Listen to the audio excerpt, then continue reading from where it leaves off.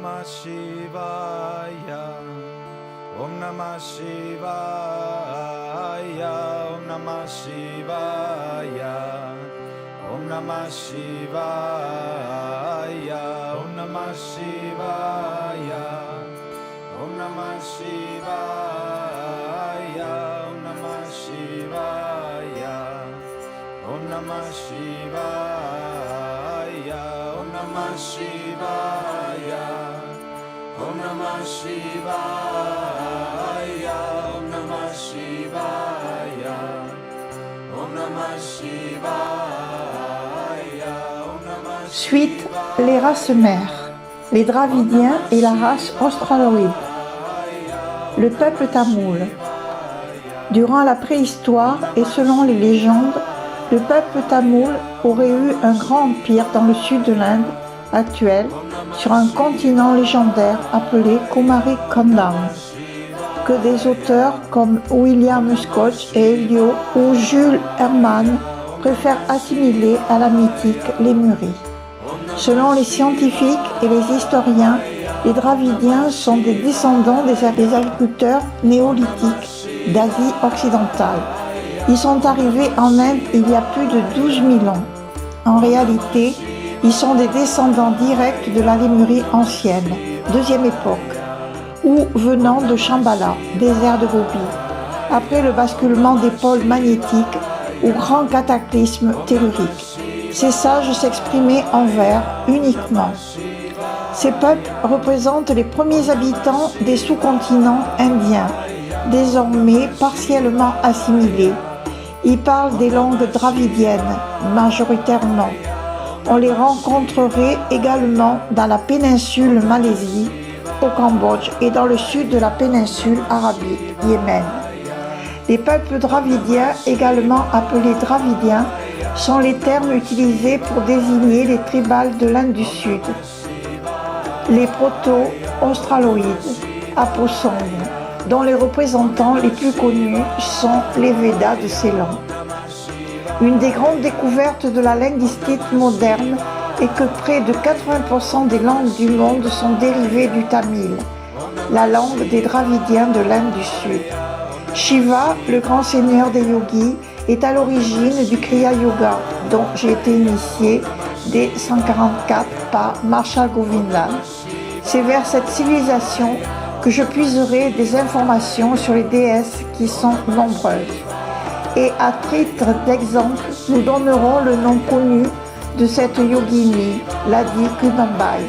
Évidemment, il y a beaucoup d'écrits disparus ou qui n'ont pas été traduits. Toutefois, nous parlerons ultérieurement des déesses telles que Parvati, Lakshmi, Kali. Il est impossible de ne pas parler de Babaji et la déesse Mataji, 3e siècle après Jésus-Christ, ainsi que des maîtres immortels du sud de l'Inde, les Siddhas. Le Tirumandiram, poème des 3000 vers écrit par le Siddha Tirumala entre le 2e et le 4e siècle, révèle la profondeur de réalisation des Siddhas. Nos recherches ont révélé que Tirumala était un frère disciple de Bhoganatha, le gourou de Babaji et de Pantajali, un des auteurs les plus connus de la littérature yogi. Bien que la plupart des écrits des Siddhas ne soient pas traduits du tamil ou du sanskrit. Les Siddhas qui offrent le Kriya Yoga et les 144 Kriyas, en ce jour donné par Marshall Govindan ou Satchidananda. Le Kriya Yoga est un art scientifique menant à Dieu, à la connaissance et à la conscience universelle. Comme il est impossible de ne pas parler du temple sacré de Chidambaram, quand on sait que le Tamil Nadu, selon la géologie, une des plus anciennes masses continentales au monde qui n'a jamais été recouverte par l'océan durant les âges géologiques, naquirent dans ces lieux la littérature et la culture de la civilisation des Yoga Siddhas, qui s'est perpétuée sans interruption jusqu'à nos jours. Plus tard, les Tamils émigrèrent vers ce qui est maintenant Java, Indonésie, Hawaï, le Cambodge. On trouve dans la littérature Siddha des allusions à l'ancien et énorme continent Kumari Kondam. On parle beaucoup des Siddhas masculins et rien ou très peu en ce qui concerne les femmes Siddhas ou les déesses. Mataji, qui était la sœur de Babaji, a préféré rester dans l'ombre. Il semblerait que sa mission en tant que déesse était plus intime pour guider les disciples. Où sont-elles, toutes passées, quand on sait que l'Inde est porteuse de ses premières déesses? Que veut dire Siddha? Siddha est un terme sanskrit qui signifie accompli, réalisé, obtenu ou parfait. En tibétain, Druptom. Selon la philosophie indienne et plus particulièrement le yoga, mais aussi le jainisme, le Siddha est celui qui atteint le but suprême ou la perfection qui a alors atteint l'éveil, le Moksha, selon Wikipédia. Le grand avatar Babaji, 203 après Jésus-Christ, lié au temple Shidabharam. Source Wikipédia. Mavatar signifie grand avatar, littéralement une incarnation divine, et Babaji est parfois traduit par vénéré père, la lignée des maîtres montant jusque l'Airi Mayansaya le désigne comme l'incarnation de Shiva. Shiva, transcrit parfois par Siva, le bon, celui qui porte bonheur, est un dieu hindou, l'un des trois dieux primordiaux, membres de la Trinité avec Brahma et Vishnu. Shiva est quelquefois considéré comme le dieu du yoga et représenté en tant que yogi qui possède la connaissance universelle, suprême et absolue, voire dans un état au-delà de la connaissance. Doté d'un grand pouvoir, il mène une vie de sage sur le mont Kailash. La tradition shivaïste de l'hindouisme est centrée sur Shiva, considéré dans 5 grandes fonctions. Il est le créateur, le préservateur, le transformateur, le dissimulateur et le révélateur par la bénédiction. Dans la tradition Smarta, il est considéré comme l'une des 5 formes primordiales de Dieu.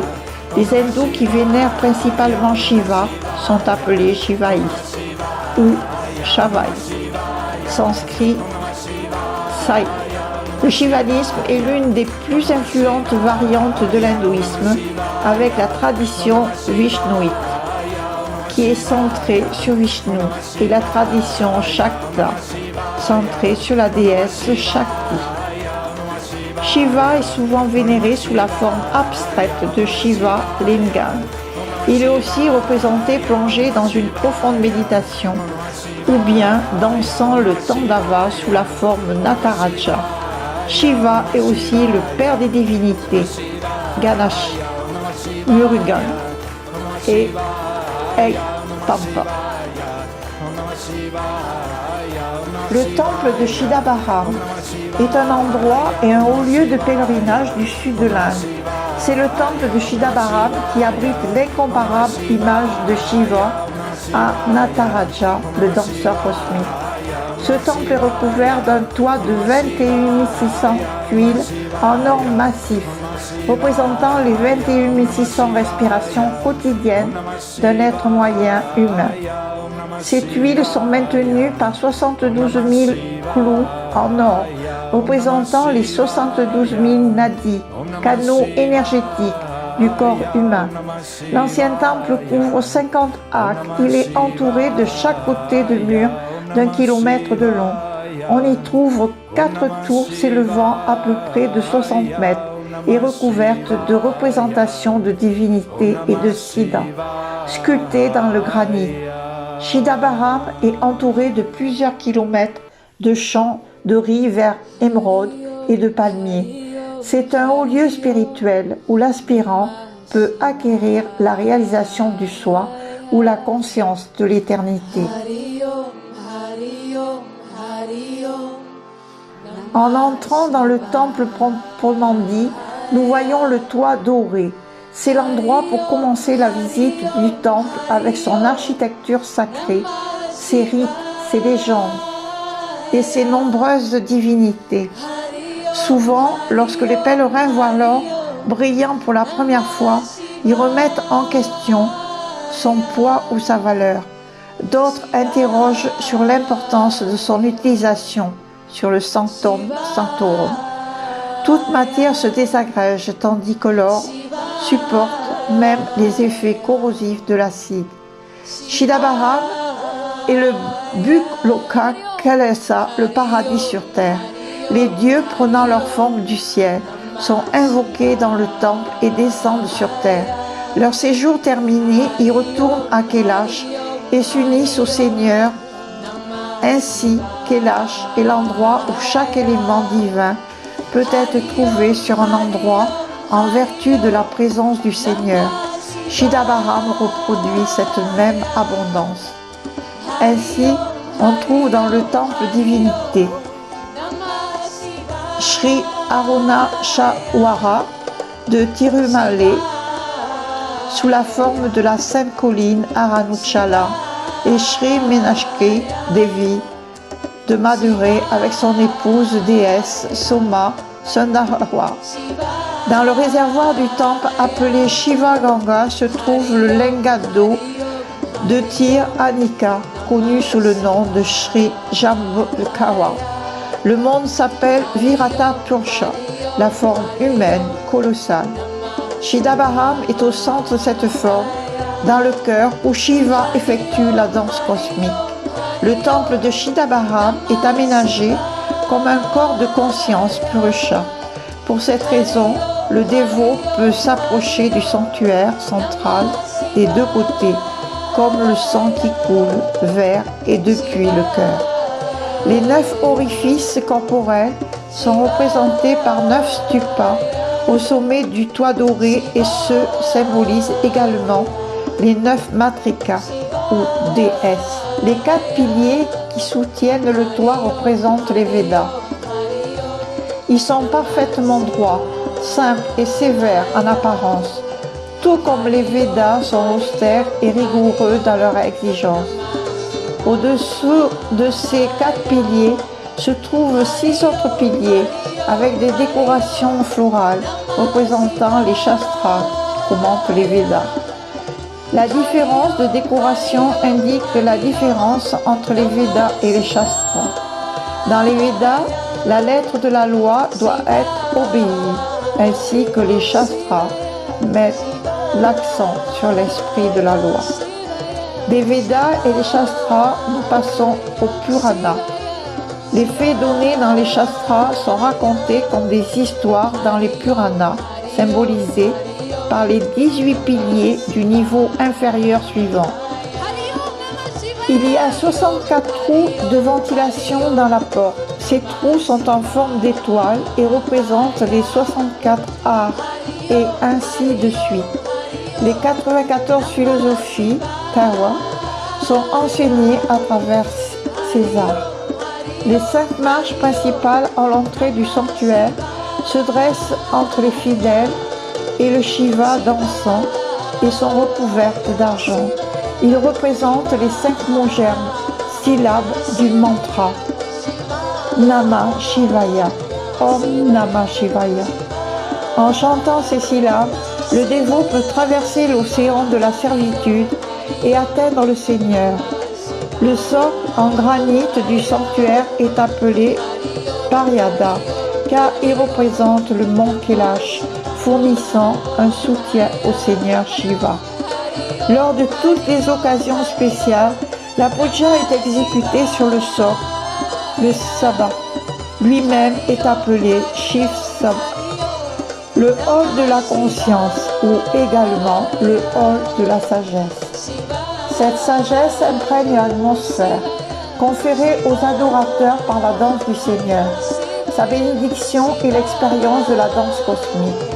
L'autel devant le sanctuaire de Sri Nataraja, le Bali-Pitha, est un lotus inversé sur une grande base de granit. Le mot Bali signifie sacrifice. C'est sur cet autel que le dévot offre son ignorance, son égoïsme et son illusion. L'autel est considéré comme une divinité. En face, à environ 30 pieds du sanctuaire de Sri Nataraja, au-delà et à droite du sanctuaire de Sri Vishnu, se dresse le grand mat du drapeau, fait de bois recouvert d'argent et d'or. Une ouverture lui permet de s'envoler vers le ciel, une fois que l'ego est sacrifié sur l'autel. L'esprit devient droit, comme le mat d'un drapeau. La danse du Seigneur est une visualisation des 5 éléments primordiaux et les 5 activités cosmiques qui constituent la création. C'est une représentation symbolique, mais elle est aussi réelle. Dans l'image, nous voyons et expérimentons le tout. Les 5 éléments de Mahabhuta, les 5 éléments de la cosmologie hindoue, air, feu, eau, terre et espace, constituent la création matérielle. Ainsi, le Seigneur représente les éléments à travers sa danse. Le feu est visible dans sa main supérieure gauche. L'eau coule de ses cheveux emmêlés où il accueille tendrement la déesse Ma Ganga, le fleuve Gange. L'air réside dans le tambour, ou Damaru. Dans sa main supérieure droite, la terre est symbolisée par l'Apasmara, le nain sur lequel il danse avec son pied gauche. Alors qu'il élève l'âme de la terre, l'éther, avec son pied levé, l'élément éther réside dans l'espace entre la jambe levée du Seigneur. Il exécute les 5 activités, le Panchakritya, au moyen de sa danse. La création se reflète dans le Damaru. Le tambour en forme de sablier qui tient dans sa main supérieure droite. Le Damaru représente sa vibration du Big Bang. De cette vibration, tout l'univers est généré. Finalement, le cosmos se contracte et s'effondrera dans le Big Crunch, quand tout se dissoudra à nouveau dans l'énergie primordiale. Ceci est montré comme le feu qui tient dans sa main supérieure gauche. Ce feu représente l'activité de destruction ou de la dissolution. La préservation se situe entre la création et la destruction. Elle est l'activité de continuité du cosmos tout au long de son existence. Sa main inférieure droite, montrant la paume ouverte, représente cette activité. On l'appelle aussi la main de l'espoir, ou Abhaya Hasta en sanskrit. Il symbolise la protection que le Seigneur offre à ses fidèles. L'illusion ou le voile est la 4e activité représentée par sa danse, Apasmara. Le nain sur lequel il danse représente l'illusion, les ténèbres et les attachements.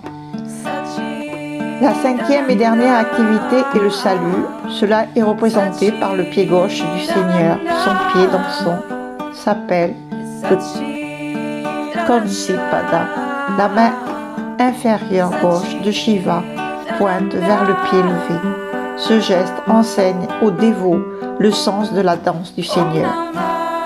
Le chercheur s'abandonne à lui et s'unit à sa danse, trouvant la libération. Dans la plupart des temps, le drapeau n'est hissé qu'une fois par an, alors qu'il est hissé pour 2 grands festivals. Une figure de Nandi, le taureau divin, est représentée sur le drapeau dans un ton rose clair. Le dévot se prosterne devant l'autel et ce faisant salue l'autel en lui. Du mât du drapeau, il regarde le Seigneur, puis il fait le tour de l'autel. Il jette un coup d'œil au mât du drapeau pour se rappeler son équilibre intérieur, puis se tourne vers l'autel pour commencer ses dévotions. De cette manière, les 2 conditions préalables à l'adoration sont réalisées. C'est l'abandon de l'égoïsme ignorant et l'acquisition de la stabilité mentale. Chidambaram était à l'origine une forêt d'arbres médicinaux appelée Tilé. C'est en ce lieu que Vyagampada, le sage Rishi au pied de tigre, faisait pénitence dans le but d'amener Shiva à venir danser en ce lieu. Pendant ce temps, avec Purta, Vishnu se reposait sur le serpent cosmique Adishara. Son poids semblait soudain avoir considérablement augmenté. « Pourquoi es-tu tellement plus lourd, Seigneur ?» demanda le serpent à Vishnu. Le Seigneur a dit « J'ai eu une vision de Shiva dansant l'Ananda Tandava et je me suis agrandi de bonheur à cette vue. Alors moi aussi j'aimerais le voir, a répondu Adishara. Il se trouve, dit Vishnu, que sur la terre, en ce moment même, Vyagrapada pratique des austérités pour attirer Shiva à y danser au Tilavanam. Je te suggère d'aller l'aider afin que lui aussi tu vois la danse du Seigneur. Il y a 108 pas dans la danse de la création. Ce nombre est d'une grande importance et est généralement considéré comme très propice. Il y a 108 noms de Shiva et 108 perles de Rudraska sur un mala pour le culte de Shiva.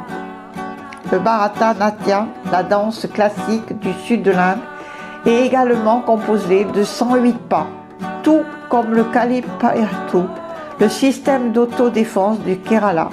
Il est à noter que le Tachi comprend également 108 postures. En réalité, cependant, la danse cosmique a une étape de plus, la dernière étape qui n'est pas représentée dans la dimension physique, puisqu'elle est l'acte culminant de la création elle-même. Un expert en arts martiaux exécute certains mouvements en prélude à la frappe, concentrant ainsi son énergie et définissant sa direction. De même, les 108 pas de la danse cosmique peuvent être considérés comme préparatoires. Ils définissent les éléments de la vie qui seront concentrés dans l'acte ultime et inimaginable de création. Le visiteur du temple peut se demander quelle est la réalité de la danse cosmique. Il y a beaucoup d'enseignements à ce sujet. Au lieu de prêter l'oreille à un corpus théorique en constante évolution, un visiteur devrait juste s'approcher du sanctuaire et se tenir devant le Seigneur pendant qu'il danse. Il peut alors voir le cosmos sous la forme magnifique et propice de Shiva, un cosmos qui naît, existe et se perpétue.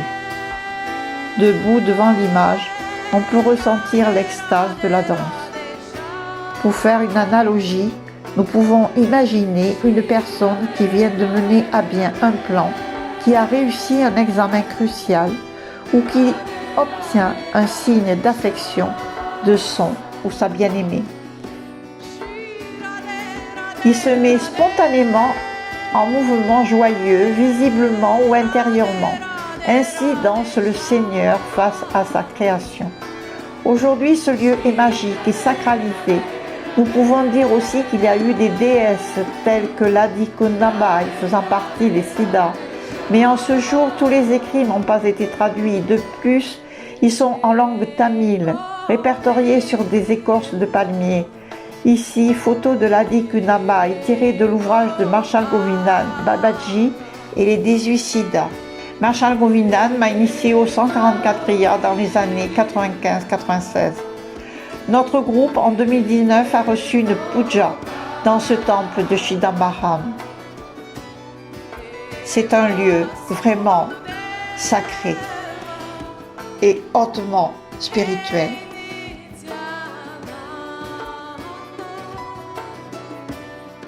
La mère divine de Papaji. Quelle est la meilleure façon de montrer notre dévotion à la mère divine? La meilleure façon d'honorer la mère divine est d'être son enfant divin, répond Papaji. Les gens ont-ils à la fois des énergies masculines et féminines? Oui, même Shiva, en tant que Kardanashawa, est moitié femme et moitié homme. Lorsque vous avez de la compassion pour les autres, c'est un exemple d'énergie féminine. Lorsque vous sentez que vous voulez protéger quelque chose ou quelqu'un, c'est l'énergie masculine qui travaille. En fait, ils proviennent tous deux de la même source et ne sont pas différents. Un homme peut-il incarner la mère divine? Oui, bien sûr, la mère divine n'est ni homme ni femme. Quelle est votre forme préférée de la mère divine? Pouvez-vous nous raconter une histoire à son sujet sous cette forme? Depuis le début, ma mère a été la mère Gang. Elle s'est Pas seulement un fleuve, elle est la mer à cause de sa compassion. Elle irrigue la terre. J'ai foulé ces rives du golfe de Bengale à Urtachashi de 1910 à nos jours. Ma famille se rendait chaque année à Haridwar. Je vais vous raconter une histoire de Ganga, qui s'est produite lorsque j'étais en pèlerinage de Mahakumbh Mela à Prayag. Le Mela qui n'arrive qu'une fois en 144 ans. Dans le Mela, il y a tellement de traditions et de centres, chacun essayant de promouvoir sa propre propagande 24 heures sur 24. Un jour, il y avait trop de monde pour moi, alors je suis allée me promener en aval jusqu'à l'endroit où les Yamuna, Saraswati et le Ganga fusionnent.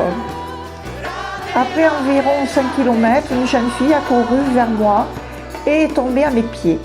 J'ai regardé autour de moi, mais sa famille n'était nulle part en vue, ce qui était très étrange, car une jeune indienne ne sort jamais seule. « Où sont tes parents ?» j'ai demandé.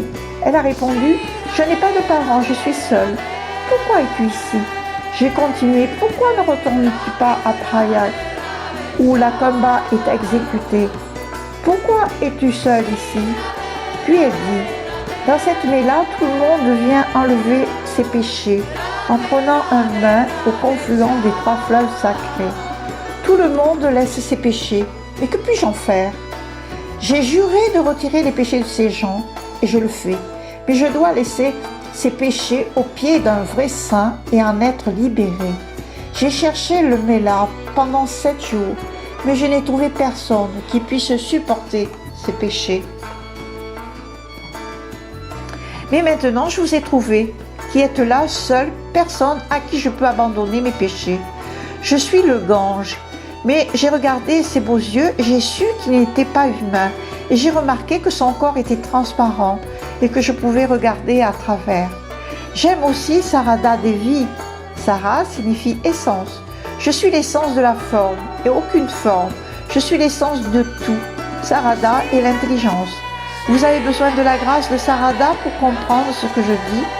Vous avez besoin de sa grâce pour comprendre que vous êtes déjà réalisé et que vous n'avez rien à faire.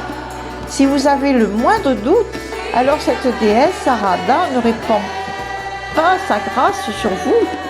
Lorsque le maître part immédiatement, vous devez dire « Oui, c'est ainsi » et pas simplement comme un perroquet. Papaji a dit de rester tranquille.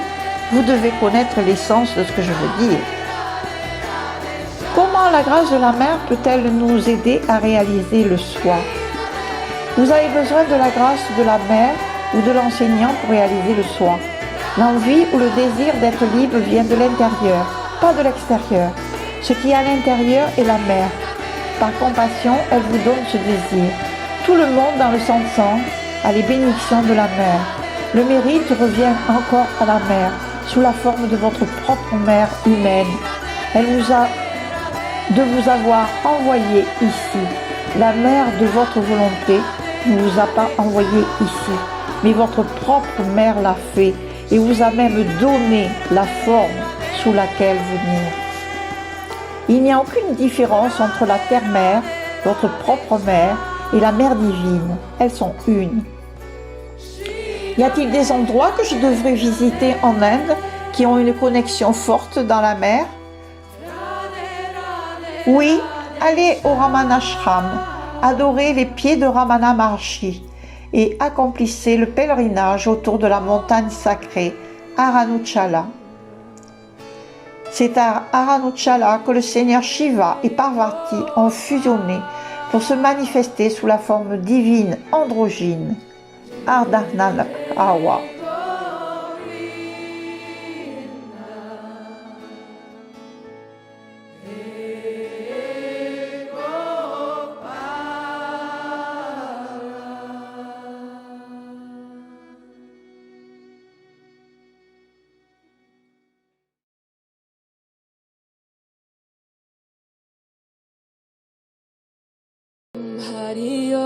Hari Om Namah Shivaya.